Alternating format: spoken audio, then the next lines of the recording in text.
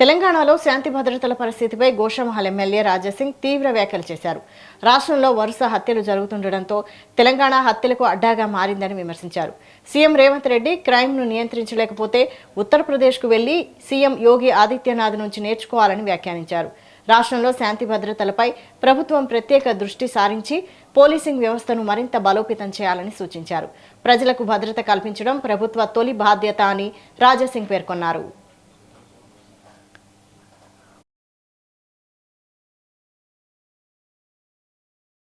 మీర్పేటలో ఒక Suri rowdy sheeter murder case ఇవాళ చాలా సెన్సేషన్ అయిపోయింది. ఫెరోజ్ అని ఒక రౌడీ షీటర్ సూరి అని ఒక రౌడీ షీటర్ని హత్య చేసిండు. హత్య చేసిన తర్వాత మర్డర్ చేసిన తర్వాత బాజాప్తా వీడియో కాన్ఫరెన్స్గా ఆయన ఫ్రెండ్స్కి మాట్లాడుకుంటా సంబరాలు చేసుకున్నాయి. ఇవాళ మనం చూస్తున్నాం తెలంగాణ గడ్డ మర్డర్లకి అడ్డా.